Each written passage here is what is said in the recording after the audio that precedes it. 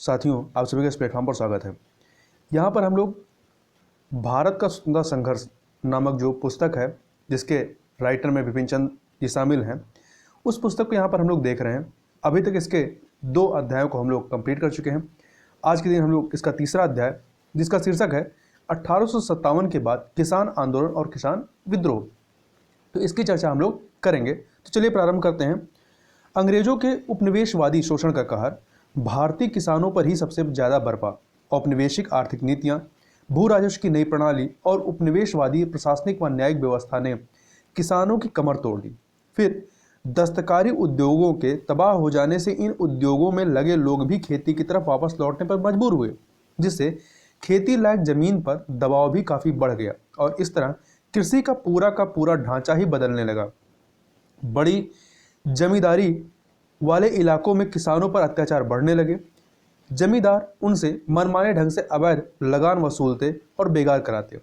रैयतवाड़ी इलाकों में लगान की दरें बेतहाशा बढ़ाकर ठीक यही काम सरकार ने किया। नतीजा यह हुआ कि किसान धीरे धीरे महाजनों के चंगुल में फंसते गए और इस तरह उनकी जमीन, फसलें और पशु उनके हाथ से निकलकर जमींदारों, व्यापारियों, महाजनों और धनी किसानों के हाथ में पहुंचते गए। जमीन के छोटे मालिक छोटे किसान की हैसियत महज काश्तकारों, बटाईदारों और खेतिहर मजदूरों की ही रह गई। देशी और विदेशी शोषण के इस चक्र को तोड़ने की किसानों ने कई छिटपुट लेकिन नाकाम कोशिशें की।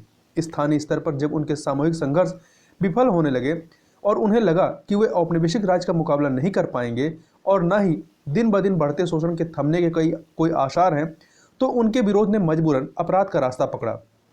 जमीन से वंचित किए गए बहुत से किसान भुखमरी से बचने के लिए मजबूरन डकैत और राहजन हो गए। 1859-60 का नील आंदोलन की बात करें तो अपनी आर्थिक मांगों के लिए किसानों ने जो संघर्ष किया, उनमें सबसे जुझारू और सबसे बड़े पैमाने पर फैला था बंगाल में नील आंदोलन। शोषण के खिलाफ यह किसानों की सीधी लड़ाई थी। दरअसल नील उत्पादकों ने किसानों को जबरन नील की खेती करने पर अरसे से मजबूर कर रखा था, जबकि किसान अपनी बढ़िया उपजाऊ जमीन पर चावल उगाना चाहते थे, जिसकी उन्हें बेहतर कीमतें मिलती थीं। ज़्यादातर नील उत्पादक यूरोपीय थे और ग्रामीण इलाकों में उनके कारखाने थे, जहां वे नील का शोधन करते थे। शुरू से ही नील उगाने वाले किसानों का जबरदस्त शोषण होता रहा था और उन्हें इस कारण भारी घाटा उठाना पड़ता था। नील उत्पादक मामूली सी रकम किसानों को अग्रिम देकर उनसे करार लिखवा लेते थे। इस करार में धोखे से नील की ऐसी कीमत दर्ज करा दी जाती थी जो बाजार भाव से काफ़ी कम होती थी। बंगाल के लेफ्टिनेंट गवर्नर ने खुद इस मामले पर टिप्पणी की थी कि सारे झगड़े की जड़ यह है कि नील उत्पादक बिना पैसा दिए ही रैयतों को नील की खेती करने पर मजबूर करते हैं। यही नहीं, कम कीमत पर नील खरीदी के बावजूद किसानों को ठग कर उनका पैसा मारा जाता था। नील उत्पादकों के करिंदे भी किसानों से नियमित रूप से रिश्वत लेते थे। करार के वक्त जो पैसा किसानों को अग्रिम दिया जाता था, उसे अगर किसान वापस भी लौटाना चाहता था तो उसे ऐसा नहीं करने दिया जाता था, क्योंकि इसी के जरिए तो नील उत्पादक उनका शोषण करते थे। लेकिन करार कराने का तरीका भी नील उत्पादकों ने जल्द ही छोड़ दिया, क्योंकि उसमें 20 तरह के अदालती झंझट होते थे। इससे आसान रास्ता उन्होंने चुना किसानों को आतंकित करने का। वह अपने लठैतों द्वारा किसानों का अपहरण कर, उन्हें कोड़े मारकर, उनके बच्चों और औरतों की पिटाई कर, लूटपाट कर, घर और खड़ी फसलें जलाकर और ऐसे ही दूसरे अत्याचार कर उन्हें नील उगाने पर मजबूर करने लगे। उत्पादकों को कानून का डर भी नहीं था। आमतौर पर सभी मजिस्ट्रेट यूरोपीय हुआ करते थे, इसलिए उनके फैसले भी प्रायः उत्पादकों के पक्ष में ही जाते थे। कुछ एक मजिस्ट्रेटों ने अगर कभी इंसाफ पसंदी से काम लिया तो उनका तबादला कर दिया जाता था। न्यायपालिका की हालत यह थी कि 1857 में 29 नील उत्पादकों और एक जमींदार को ऑनरेरी मजिस्ट्रेट नियुक्त किया गया था। तभी से लोग यह कहने लगे कि रक्षक है वही भक्षक। 1859 के मध्य में बंगाल के नील किसानों को जब यह लगा कि इस मामले में सरकार शायद उनका साथ देने वाली है, तो उनके असंतोष में उबाल आ गया।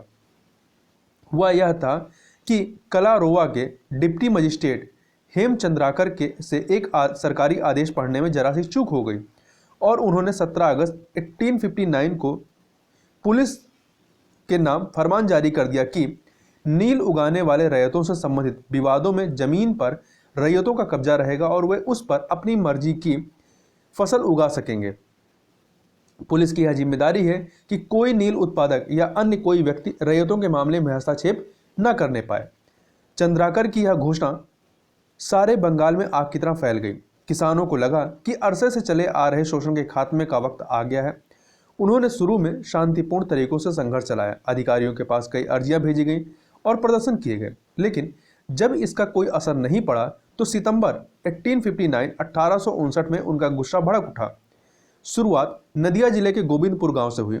एक नील उत्पादक के दो भूतपूर्व कर्मचारियों दिगंबर विश्वास और विष्णु विश्वास के नेतृत्व में वहां के किसान एकजुट हुए और उन्होंने नील की खेती बंद कर दी। 13 सितंबर को नील उत्पादक ने करीब 100 लठैतों को गोविंदपुर भेजा। इन लठैतों ने गांव पर हमला कर दिया। लाठियों और भालों से लैस किसानों ने इस हमले को नाकाम कर दिया। यह आग दूसरे क्षेत्रों में भी तेजी से फैली। किसानों ने कई जगहों पर उत्पादकों से अग्रिम लेने, करार करने और नील उगाने से इनकार कर दिया। 1860 की वसंत ऋतु के आते आते बंगाल के उन सभी जिलों में यह आंदोलन फैल गया जहां नील की खेती होती थी।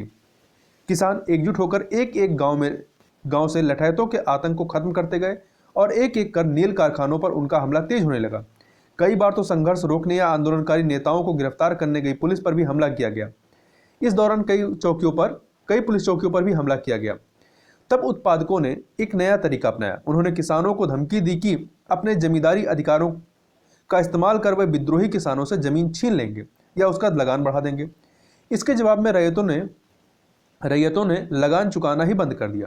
अब रैयतों ने अपने अधिकारों के लिए कानूनी ढंग से भी लड़ना सीख लिया था। अपने खिलाफ दायर किए गए मुकदमे लड़ने के लिए उन्होंने पैसे जुटाए। यही नहीं, उत्पादकों के खिलाफ मुकदमे भी उन्होंने दायर किए। उत्पादकों के नौकरों का सामाजिक बहिष्कार भी उन्होंने शुरू किया ताकि वह नौकरी छोड़ दें। इस एकजुट प्रतिरोध को उत्पादक झेल नहीं पाए और धीरे धीरे उन्होंने अपने नील कारखाने बंद करने शुरू कर दिए। 1860 के अंत तक बंगाल में नील की खेती पूरी तरह खत्म हो गई। नील आंदोलन की सफलता का सबसे बड़ा कारण यह था कि रैयतों ने पूरे अनुशासन, एकजुटता, संगठन और सहयोग के बूते पर यह लड़ाई लड़ी थी। आंदोलन के नेतृत्व और भागीदारी के सभी स्तरों पर हिंदू और मुस्लिम किसानों ने कंधे से कंधा मिलाकर काम किया। थोड़ी अच्छी आर्थिक स्थिति वाले रैयतों ने इस आंदोलन का नेतृत्व किया था। कुछ मामलों में तो छोटे जमींदारों, महाजनों और उत्पादकों के भूतपूर्व कर्मचारियों ने भी आंदोलन का नेतृत्व किया। नील आंदोलन की एक खास बात यह रही कि बंगाल के उस समय के बुद्धिजीवियों ने भी इसमें सक्रिय भूमिका निभाई और संघर्षरत किसानों के समर्थन में सशक्त अभियान चलाया। अखबारों में लेख लिखकर, जनसभाएं आयोजित कर और किसानों के समर्थन में ज्ञापन जारी कर बुद्धिजीवियों ने इस लड़ाई को और तेज किया और उसके समर्थन में माहौल बनाया। हिंदू पैट्रियट के संपादक हरीश चंद्र मुखर्जी ने तो इस आंदोलन में काफी काम किया। किसानों के शोषण, सरकारी अधिकारियों के पक्षपात और इसके विरुद्ध विभिन्न स्थानों पर चल रहे किसानों के संघर्ष के बारे में उन्होंने अखबार में लगातार खबरें छापी। इस समस्या के बारे में उन्हें खुद भी गहरी जानकारी थी। उन्होंने खुद कई लेख लिखकर इस समस्या को एक ऊंचे राजनीतिक धरातल पर पेश किया। नील आंदोलन के ऐतिहासिक और राजनीतिक महत्व को रेखांकित करते हुए उन्होंने मई 1860 में लिखा, बंगाल को अपने किसानों पर गर्व होना चाहिए। शक्ति, धन, राजनीतिक शिक्षा और यहाँ तक कि नेतृत्व के अभाव के बावजूद बंगाल के किसानों ने जो आंदोलन चलाया वह अब तक दुनिया के सामाजिक इतिहास में किसी भी आंदोलन से किसी भी मायने में कमतर नहीं है। सरकार किसानों के खिलाफ है, कानून उनके खिलाफ है, ट्रिब्यूनल उनके खिलाफ है, प्रेस उनके खिलाफ है और इसके बावजूद उनकी यह उपलब्धि रही है जिसका लाभ हमारे देश की आगे आने वाली पीढ़ियों को हर स्तर पर मिलेगा। इसी सिलसिले के दीनबंधु मित्र के नाटक नील दर्पण का उल्लेख भी किया जा सकता है, जिसमें किसानों के इस शोषण को बारीकी से उभारा गया था। इस आंदोलन में बंगाल के बुद्धिजीवियों ने जो भूमिका निभाई उसका असर उस समय उभर रहे राष्ट्रवादी बुद्धिजीवी वर्ग पर पड़ना स्वाभाविक ही था। इस आंदोलन में उनकी हिस्सेदारी ने दरअसल एक बुनियाद रखी थी जिससे एक परंपरा की शुरुआत हुई और आगे चलकर यह राष्ट्रीय आंदोलन के सांचे में ढली। इसके अलावा मिशनरियों ने भी नील आंदोलन के समर्थन में सक्रिय भूमिका निभाई। इस आंदोलन के प्रति सरकार का रवैया भी काफी संतुलित रहा और उसने ऐसा कड़ा रुख नहीं अपनाया जैसा कि नागरिक विद्रोहों और आदिवासी विद्रोहों के मामले में अपनाया था। शायद सरकार को 1857 के 1857 के संथाल विद्रोह के दुखद अनुभव भूले नहीं थे। उसे डर था कि कहीं फिर उसकी पुनरावृत्ति न हो जाए। फिर उसे किसानों के बदले हुए तेवर का एहसास भी हो चला था। किसानों के बदले हुए तेवर का एहसास भी हो चला था। बुद्धिजीवियों और मिशनरियों ने नील समस्या की छानबीन के लिए आयोग नियुक्त किया।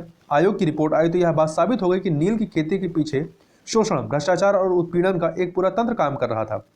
सरकार ने कुछ सुधार लागू किए और नवंबर 1860 में अधिसूचना जारी की कि किसी भी रैयत को नील की खेती के लिए मजबूर नहीं किया जाएगा और सारे विवादों का निपटारा केवल कानूनी ढंग से ही होगा। लेकिन तब तक उत्पादक खुद ही अपने कारखाने समेटने में लग गए थे, क्योंकि उन्हें मालूम था कि जोर जबरदस्ती, धोखाधड़ी और शोषण के बिना वे अब पहले की तरह अंधाधुंध कमाई नहीं कर पाएंगे।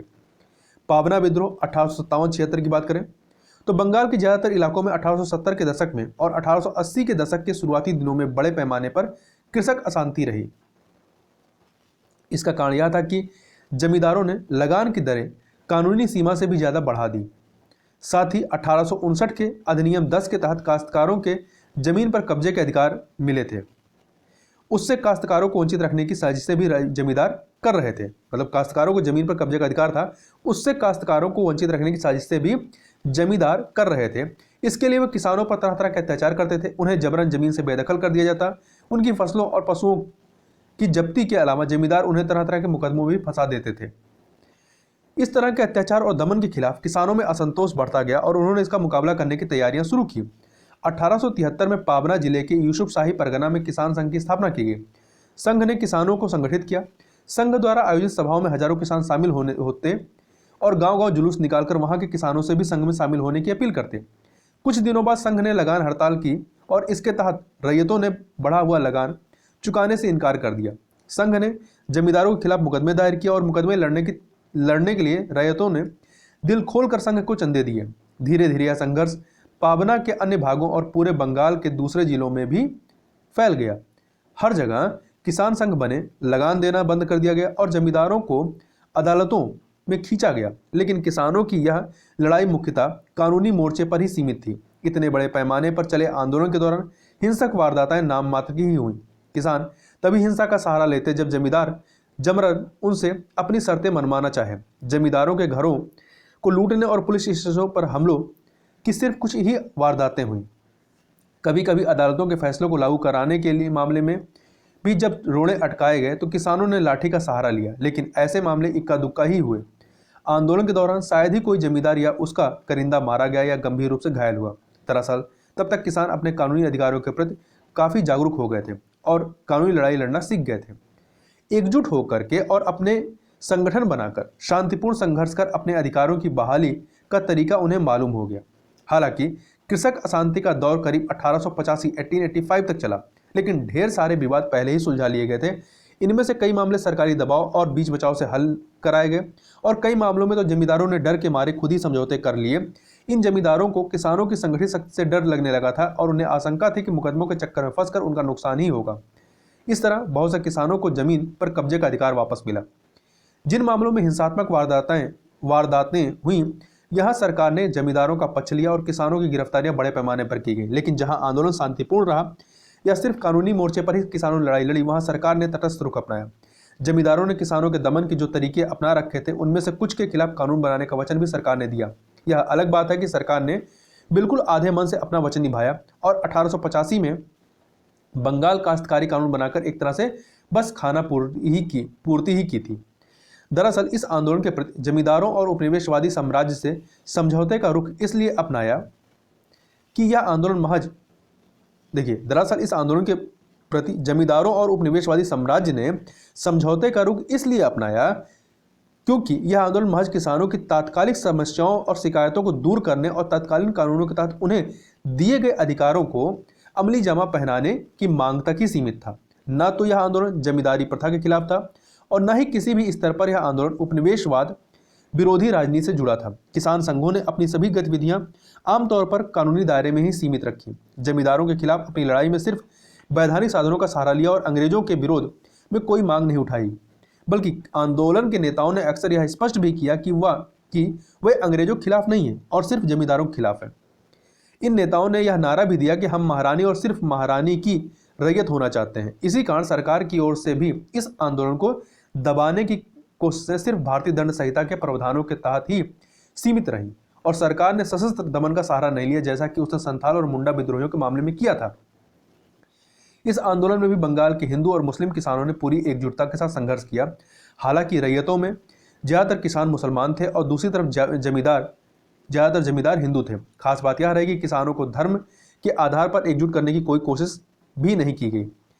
इस बार भी कई युवा बुद्धिजीवियों ने आंदोलन का समर्थन किया। इनमें बंकिम चंद्र चट्टोपाध्याय और आरसी दत्त भी शामिल थे। बाद में जब 1880 के दशक के शुरू में बंगाल काश्तकारी विधेयक पर बहस चल रही थी, तब सुरेंद्रनाथ बनर्जी, आनंद मोहन बोस और द्वारकानाथ गांगुली ने एसोसिएशन के माध्यम से काश्तकारों के अधिकारों की रक्षा के लिए अभियान चलाया।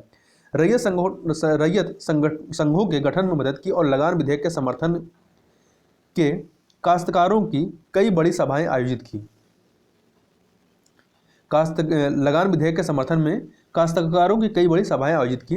इंडियन एसोसिएशन और कुछ राष्ट्रवादी अखबारों ने इस बात पर जोर दिया कि लगान का निर्धारण स्थायी रूप से कर दिया जाना चाहिए। उन्होंने सरकार को आगाह किया कि प्रस्तावित विधेयक से चूंकि उन लोगों को भी जमीन का मालिकाना हक मिल जाएगा जो खुद जमीन नहीं जोतते, इसलिए इस व्यवस्था के कारण जोतेदार के रूप में बिचौलियों का एक नया वर्ग तैयार हो जाएगा जो जमींदारों की तरह ही शोषण और अत्याचारी साबित हो सकता है। इसलिए इन लोगों ने मांग की थी कि जमीन पर मालिकाना हक उन लोगों को ही दिया जाना चाहिए जो वस्तुतः उसे जोतते हों। 1875 का दक्कन उपद्रव की बात करें तो महाराष्ट्र के पूना और अहमदनगर जिलों में 1875 में किसानों के गुस्से ने बड़े पैमाने पर उपद्रव भड़काया। यहाँ रैयतवाड़ी प्रणाली के तहत लगान की वसूली सीधे किसान से की जाती थी और उसे उसकी जमीन का मालिक माना जाता था। अन्य रैयतवाड़ी इलाकों की तरह यहाँ के किसान भी महाजनों के शिकंजे में थे, क्योंकि उनसे कर्ज लिए बिना वे लगान चुका पाने की स्थिति में ही नहीं थे। ज़्यादातर महाजन बाहर से आए गुजराती और मारवाड़ी थे जो तरह तरह से किसानों का शोषण करते थे। किसानों और महाजनों के बीच तनाव का यह स्थायी कारण था। इसी बीच 1860 के दशक के शुरू में अमेरिकी गृह युद्ध के कारण कपास के निर्यात में बढ़ोतरी हुई, जिससे कपास की कीमतें भी काफ़ी बढ़ गईं। 1864 में यह युद्ध खत्म हुआ और नतीजे के तौर पर कपास के निर्यात में भी काफ़ी मंदी आई और कीमतें एक नीचे गिरी। कपास की कीमतों में गिरावट का किसानों पर बहुत बुरा असर पड़ा। इस दौरान 1867 में सरकार ने लगान की दर में करीब 50% की वृद्धि कर दी। दूसरी तरफ लगातार खराब फसलों ने रही सही कसर भी पूरी कर दी। जाहिर है कि इन स्थितियों में भू राजस्व चुकाने के लिए फटेहाल किसानों के पास इसके सिवा और कोई चारा नहीं था कि वे महाजनों की शरण में जाएं। महाजनों ने इस मौके का खूब फायदा उठाया और कर्ज के बदले में किसानों की जमीन और घर रेहन रखवा लिया। कमर तोड़ ब्याज की वसूली से किसान और भी टूटते गए। महाजनों के खिलाफ उनका गुस्सा बढ़ता गया और स्थिति बहुत तनावपूर्ण हो गई। तभी दिसंबर 1874 में शिरूर तालुका के करडाह गांव में एक ऐसी घटना हुई जिसने भीतर ही भीतर सुगबुगार है गुस्से को एकदम से भड़का दिया। इस गांव में कालूराम नाम के महाजन ने एक कर्जदार किसान के खिलाफ अदालत से डिग्री ले ली थी और इसके तहत उसे किसान के घर का कब्जा मिलना था। गांव वालों ने कालूराम को समझाया कि वह कब्जा न ले, लेकिन वह न माना। तब गांव वालों ने बाहरी महाजनों का सामाजिक बहिष्कार शुरू कर दिया ताकि अपनी मांगों के लिए वे महाजनों पर शांतिपूर्ण ढंग से दबाव डाल सके। किसानों ने महाजनों व सूदखोर व्यापारियों की दुकानों से सामान खरीदना बंद कर दिया। उनके खेतों की जुताई करने से भी किसानों ने इनकार कर दिया। बुलोटीदारों अर्थात गांव की प्रजा अर्थात नाई, धोबी, बढ़ई, लुहार, मोची आदि पर भी पाबंदियां लगाई कि वे महाजनों के यहाँ कोई काम नहीं करेंगे। इसी तरह उनके यहाँ घरेलू नौकरों के काम करने पर भी रोक लगा दी गई। जब इस बहिष्कार के कारण महाजनों ने गांव छोड़कर जाना चाहा तो उनकी गाड़ियां खींचने या उन्हें सवारी उपलब्ध कराने पर भी कोई तैयार नहीं हुआ। महाजनों के बहिष्कार में जो किसान या बुलोटीदार शामिल ना होते उन्हें भी बिरादरी से बाहर कर दिया जाता। यह सामाजिक बहिष्कार पूना, अहमदनगर, सोलापुर और सतारा जिलों के गांवों में तेजी से फैला, लेकिन यह सिलसिला ज़्यादा दिनों तक नहीं चला क्योंकि यह तरीका प्रभावी साबित नहीं हो रहा था। 12 मई 1875 को भीमथरी तालुका के शूपा इलाके में बाजार का दिन था। आसपास के किसान वहां जमा हुए और उन्होंने महाजनों के घरों और दुकानों पर हमला बोल दिया। किसानों को बेवकूफ़ बनाकर या जबरन लिखा लिए गए पुरनोट, इकरारनामे और कर्जों के मामले में अदालतों की डिग्रियां और दूसरे सभी दस्तावेज लूटकर किसानों ने खुलेआम जला दिए। देखते ही देखते यह आग पूना और अहमदनगर जिलों में दूसरे गांवों में भी फैल गई। लेकिन इन उपद्रवों में हिंसा बहुत कम हुई। महाजनों के अत्याचार के मुख्य हथियार पूर्ण नोट व अन्य दस्तावेज नष्ट कर देने के बाद मारपीट की कोई जरूरत नहीं समझी गई। केवल सूपा में महाजनों की दुकानें और घर लूटे गए, आग लगाई गई, लेकिन बाकी स्थानों पर किसानों के ये दंगे महज उनकी नई एकता और ताकत के प्रदर्शन भर थे। सरकार ने फौरन कार्रवाई की और आंदोलन को दबा दिया गया। यह आंदोलन 3 हफ्ते तक बहुत जोर पकड़े रहा, लेकिन उसके बाद ठंडा पड़ गया। लगभग 2 माह तक छिटपुट वारदातें होती रहीं। पाबना विद्रोह के समान दक्कन उपद्रव में भी सरकार कोई खास परेशान नहीं हुई, क्योंकि किसानों के उद्देश्य बहुत सीमित थे और इनमें उपनिवेशवाद विरोधी चेतना जागृत नहीं हो सकी थी। उपनिवेशवादी सत्ता ने इसका फायदा उठाया। उसने दक्कन कृषक राहत अधिनियम 1879 के माध्यम से किसानों के महाजनों के खिलाफ कुछ संरक्षण प्रदान किए। महाराष्ट्र के तत्कालीन राष्ट्रवादी बुद्धिजीवियों ने एक बार फिर किसानों के हितों के लिए आवाज उठाई। इससे पहले 1873-77 में न्यायमूर्ति रनाडे के नेतृत्व में पूना सार्वजनिक सभा ने भू राजस्व समझौता अधिनियम 1867 के खिलाफ पूना और बंबई में जबरदस्त आंदोलन चलाया था, जिसे किसानों ने पूरा समर्थन दिया। किसान इससे बहुत प्रभावित हुए और लगान देना बंद कर दिया। इस आंदोलन ने किसानों को लड़ने के लिए प्रेरित किया। यही जुझारू शक्ति 1875 में विरोध की लहर बनकर सामने आई। पूना सार्वजनिक सभा और कई राष्ट्रवादी अखबारों ने दक्कन कृषक राह विधेयक का पुरजोर समर्थन किया था। देश के अन्य हिस्सों में भी किसान कसमसाने लगे। मालाबार में मोपिला विद्रोह हुआ। महाराष्ट्र में 1879 में वासुदेव बलवंत फड़के ने 50 किसानों को संगठित किया और लूटपाट करने लगे। पंजाब में कूका आंदोलन का नेतृत्व किया बाबा राम सिंह ने। 1872 में 49 विद्रोहियों को मार डाला गया और इस आंदोलन को कुचल दिया गया। असम के मैदानी इलाकों में 1893-94 के दौरान किसानों ने लगान की ऊंची दरों के खिलाफ जबरदस्त आंदोलन छेड़ा। निरंकुश सत्ता ने बेइंतहा जुल्म ढाकर इस आंदोलन को भी कुचल दिया। किसानों के इन आंदोलनों, प्रदर्शनों, उपद्रवों का यहाँ विस्तृत ब्यौरा देना संभव नहीं, समूचे आंदोलन का मूल्यांकन ही संभव है। तो देखिए, 1858 के बाद किसान आंदोलन में थोड़ा बदलाव आया। इस समय तक अंग्रेजी हुकूमत ने राजाओं, रियासतदारों और भूस्वामियों को परास्त कर दिया था। अतः कृषक आंदोलन की सबसे बड़ी ताकत बने किसान। किसानों ने अपनी मांगों के लिए सीधे लड़ना शुरू किया। इनकी ज्यादातर मांगें आर्थिक थी और तत्कालीन दुश्मन थे बगानों के विदेशी मालिक, देसी जमींदार और महाजन। उनके संघर्ष का उद्देश्य बहुत ही सीमित था और कहीं कहीं तो महज उत्पीड़न के खिलाफ बदले की कार्रवाई तक सिमट गया था। आंदोलन राजनीतिक ताकत नहीं बन सका। उपनिवेशवाद के विरुद्ध आवाज नहीं उठाएगी, उस ढांचे को बदलने की भी आवाज नहीं उठाएगी जो इन किसानों के शोषण का मूल हथियार था। इसके अलावा इन आंदोलनों का दायरा भी सीमित था। ये आंदोलन क्षेत्र विशेष तक ही सीमित रह गए, क्योंकि उस समय संपर्क की सुविधाएं नहीं थी। संघर्ष में न तो निरंतरता थी न दीर्घकालीन संगठन। जब किसी आंदोलन के खास उद्देश्य पूरे हो जाते तो वह समाप्त हो जाता था और इसके साथ ही संगठन और एकता भी खत्म हो जाती थी। बतौर उदाहरण, नील आंदोलन, पाबना कृषक संघ और दक्कन का सामाजिक बहिष्कार आंदोलन इस तरह खत्म हुए कि उनके बाद संघर्ष को आगे ले जाने के लिए कोई संगठन नहीं था। इन आंदोलनों ने कभी भी अंग्रेजी हुकूमत के खिलाफ जिहाद नहीं छेड़ा, कभी उसके लिए खतरा नहीं बने। 1858 के बाद किसान आंदोलन वास्तव में किसानों के सामाजिक उत्पीड़न के प्रति उनके आक्रोश का प्रस्फुटन मात्र था।